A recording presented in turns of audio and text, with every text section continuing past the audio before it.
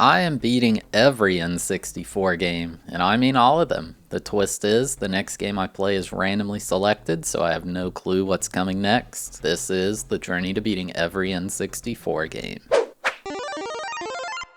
Game number 66, Nushi Tsuri 64. Released in 1998, this game was developed by Pack-In Video and published by Victor Interactive Software. Another Japanese exclusive title here, and well, it's quite a strange one. Some of you watching may know this game from a series called Legend of the River King. I wasn't familiar with that series either, but while I was playing this, people said that this was a part of it. So the game has a single player story mode, so we'll complete that to beat this game. The first thing you do is choose your character. You can play as either the young girl, young boy, teenage girl, the mother, or the father. I guess they don't have names. I thought I had picked the father to play as, but it turns out that wasn't the case. If you don't know, I play these games on an EverDrive, and this is one of the rare instances of the EverDrive not working properly. The only character you can play as is the young boy, no matter who you select, and you also can't save your game. It turns out this is a full-on 2D RPG.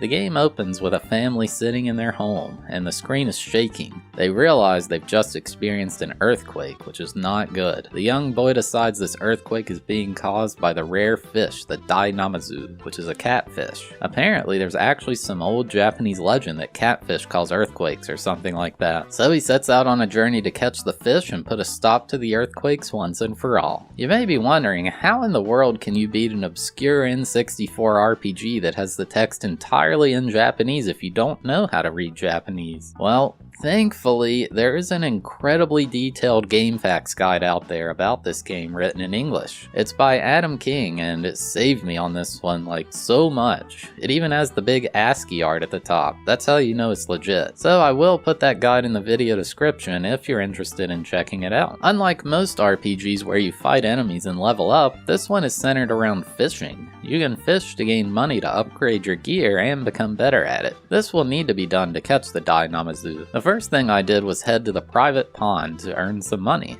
If you pay 50 yen, you can fish here as long as you'd like, and they supply you with bait and hooks. Now, you may be looking at this game and be thinking, come on, this barely even passes as a Super Nintendo game. Why is this on the N64? Well, when you actually start fishing, the graphics greatly increase, and they increase a lot. Like, the fish itself looks so good, and the textures underwater are really high quality. I had to get comfortable with this fishing interface because I'd be doing it quite a lot in this game. Catching a fish is pretty easy, but it gets tedious. The fish will fight against your hook, and you have to just let them swim away while they're fighting. Once they stop fighting, you can hold A to reel it in. Keep reeling until they start fighting again, and then let off. Repeat this until you eventually get them. With bigger fish, this sometimes takes multiple minutes of fighting with it. The most frustrating is if it decides to fight just as you pull it out of the water. This causes it to break free even though you're about to finish the catch. I fished here for about 20 minutes or so and then went on my way. There actually are random battles in this game, but they're not the focus at all. I was walking through town when I was attacked by a wild snake. I'm not sure this kid is fit for fighting off wild snakes because he just threw paper airplanes at it. I had no chance here, so I just ran away. That's what I did for all random battles after that. It's just not worth doing. After a bit more fishing in the local waters, I made my way to the fishing shop. Here you can sell all the fish you've caught, even the ones from the training area. It seems like they pay 1 yen per centimeter of fish. I don't think the type of fish actually matters. I had barely gained any money since the start, and I was an hour in. I figured a good plan is to just go farm the training area for a long time, since it's a one-time fee to fish for as long as you'd like. Eventually, I hooked onto a flounder in here. This is where I saw the true importance of money.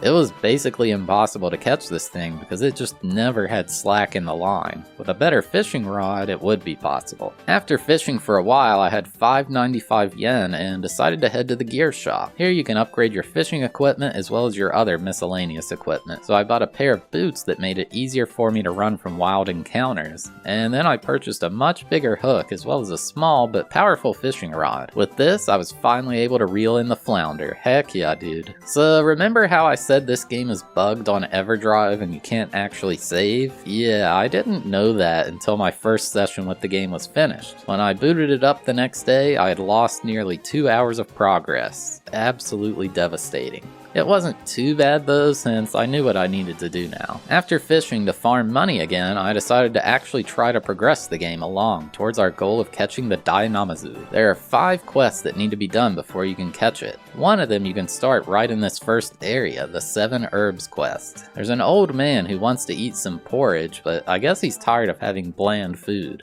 So he gives us a basket and asks us to find 7 specific herbs for him to put in his porridge. Yeah, sure dude, I guess we'll help you out. When you're inside of a building, the game runs just fine. However, when you're outdoors, it's like insanely choppy. It looks like it's skipping over every 2 frames or something like that. I don't know, it's weird. It just feels so poorly optimized. The music's pretty decent, I think. There's not too many songs, but the ones that are there are pretty good. I just wish there was like epic battle music when fishing. Instead, it's completely silent. The game also has different features available depending on what season it is. It starts in spring and you have to sleep to advance the seasons. Sleeping also restores your health. The first main quest I needed to do has to be started in the fall, so I just spammed sleeping until fall happened. The environment itself changes a bit with the season change, like the grass is a bit darker and some of the trees are red or orange. Probably the most torturous part of this whole game is swimming. There's some areas you need to swim to access, and my god, your character swims so unbelievably slow. I always hated it when I had to get in the water, but after swimming and walking forever, I found the start of the next quest. This guy says the recent earthquake destroyed the bridge and they have no way to repair it. Since he doesn't have money to buy tools, he wants me to go around and barter things with people to get some. He gives me a leaf to trade.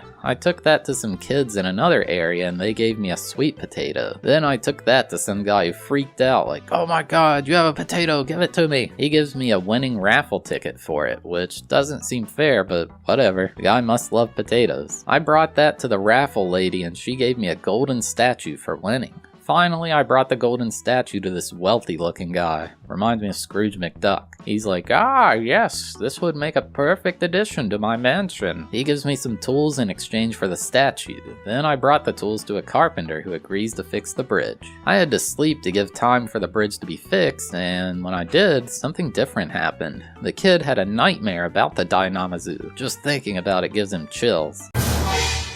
With the bridge fixed, I had access to most of the game now. I figured I may as well tackle the herb quest next because it's been months and that guy's probably really hungry by this point. The way you can obtain these is by gardening, which is another activity the game offers alongside fishing. Set your character to plant mode and there will sometimes be these shiny spots on the ground. If you press A near one, it enters the gardening menu. All you do here is pull out the clippers and cut the plant to obtain it. There's 7 different plants the guy wants, all obtainable in spring. It was kind of tough because the areas have multiple plants in each and, well, I don't know how to read Japanese, so I just went around cutting everything until it said I had them all. It took quite a while, but I did get all of them. The old guy was probably so excited to have something that tastes good. He let me in his house where I robbed 2 of his chests. One had a pass, which allows me to get to the final part of the map I couldn't reach, and I got a black gem, which is used for another quest later. 3 quests to go at this point, so I decided to knock out the Namatento quest. There's this kid who I guess doesn't feel like doing his homework, so he wants us to do it for him. His assignment is to catch 7 different Namatento for whatever reason. They're these bugs that they kind of look like ladybugs. If you pull out the bug catching net, you'll see bugs in various spots on the ground. One we're interested in has a red dot on it. Swing the net at it and it transitions to the bug catching interface. In this interface, it transitions to a sort of 3D environment. For whatever unknown reason, swinging that net wasn't enough, so now we've got to grab the bug with our hand, kind of like the karate masters do in cartoons. Catching these is just, it's so annoying. I'm pretty sure it's mostly RNG whether you get it or not, because I could not consistently catch anything if my life depended on it. After 10 minutes of trying, I finally caught the first one. It was such a relief. But that was only 1 of 7, so that sucks. Not to mention how when you're walking around looking for the Namatento, you'll also be attacked by the various wildlife of this unsafe village. I just absolutely hated this quest. In one area, for instance, there was just so much water, and remember, you swim unbelievably slow when you're in water, so looking for the bug takes ages. Then you have catch attempts like this where the bug just decides to fly away before you even get anywhere near it. I got so frustrated I decided to grab a turtle, which I don't know why it grabs it so aggressively, but whatever. Eventually though, I did get all 7 of them and turn them in. A child moves out of the way and we steal his family's alarm clock. 2 quests to go. One is the gem quest. We got the black gem from a previous quest, but basically these just require you to talk to various people in the village to obtain 7 different gems. Like look, here's this guy taking a bath and we keep shouting at him through the door. He's probably mortified that someone would do this and just gives us a gem to go away. Oh yeah, I forgot to mention, one of the best parts of doing these quests. You gain access to a kayak which actually moves at a reasonable pace in water. This thing is a lifesaver. After getting all 7 gems, you bring them to a cave in the top of the village where a kappa is there. Apparently a kappa is a green humanoid river creature in Japanese folklore. It thanks us for bringing the gems and offers either its special treasure or a special lure in return. Apparently the special treasure does literally nothing, so it's best to take the lure. The 5th and final quest is the kappa quest. So for this quest there's a bunch of kappa statues in the northern part of the village. Somehow you're supposed to know they want to be wearing hats, so you just gotta buy some and put them on them. You can only carry 2 hats at a time though, so it takes 3 long, grueling trips. Once they're all wearing hats, they thank us for our generosity and say there's a gift for us at the lake. Now in the northern part of the village, all the water's been drained. Not sure how they pulled that off, and hopefully it doesn't affect the local fish population. With the water drained, a new cave appears where a bunch of kappas are inside. They're sad they've lost their lucky charm, so you need to retrieve it. This requires you to go to a different cave where there's a bunch of fish flopping around, you know, cause all the water's gone. The cave leads to an abandoned house with 2 chests inside. One has 1,500 yen and the other has the lucky charm. So I returned it to the kappas and they gave me their lucky fish.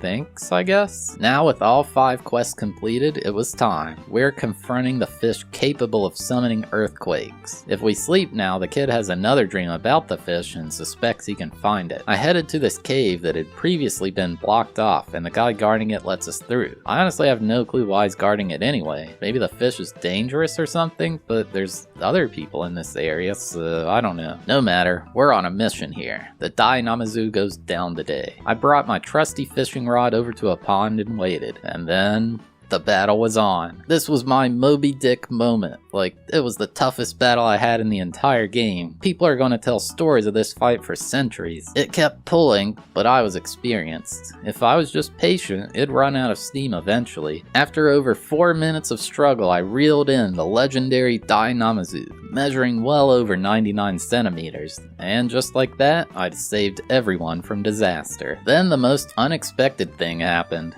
I left that cave from earlier and the whole village was gathered around a big pot on the ground. Sure, they were excited the earthquakes were gone, but man, they were also hungry. And I just happened to have an insanely massive catfish in my possession. Guess I don't get to keep the thing. One of them throws it in the pot and we all start eating and drinking and just having a big party. Then they all just leave and life goes on like nothing happened. This doesn't activate credits, and apparently no one knows how that happens in this game, or if they exist at all. Someone's beaten the story with all 6 characters and it still didn't play the credits, so maybe they just don't exist? But I'm calling this one beaten. Game complete. So yeah, there you have it, my journey to beating Nushi Tsuri 64. This was the game where I realized I may have bitten off more than I could chew by including these Japanese exclusives. I didn't think the language barrier would be that bad if I have a translation tool, but man, this one was insane. If that GameFAQs guide didn't exist, I honestly don't know what I would have done. That being said, I still will beat all of the Japanese games. I just hope this one was the most text-heavy one that there is. The game itself was alright. I think because I couldn't read anything, it affected how I felt about it quite a lot. If it were in English, I probably would have enjoyed it pretty well, honestly. The graphics definitely are hard to ignore though. Most of your time will be in the 2D environments, and they just do not pass for the N64. I might have given this a 5 out of 10 for enjoyability if I knew how to read it, but unfortunately these are personal ratings for me, so I gave it a 1.5 out of 10 for enjoyability. I doubt we'll ever see an English translation patch for this, since it's just so obscure and there's an insane amount of text. And I gave it a 3 out of 10 for difficulty, as the guide was incredibly detailed. I try not to use guides, but sometimes it's just necessary to make this challenge feasible. Hey, thanks for watching the video.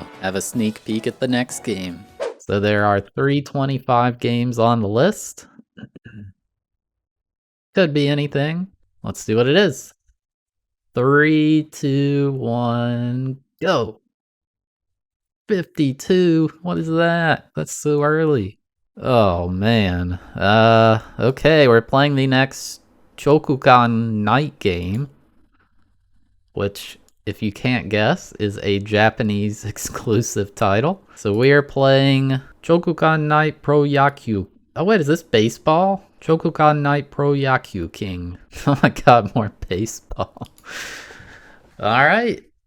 The random selector has spoken. But yeah, if you made it all the way to the end, thank you so much for watching. I really appreciate it. If you enjoyed the video, consider giving it a like. It helps the channel a lot. And if you like this series, make sure to subscribe so you don't miss out on the next one.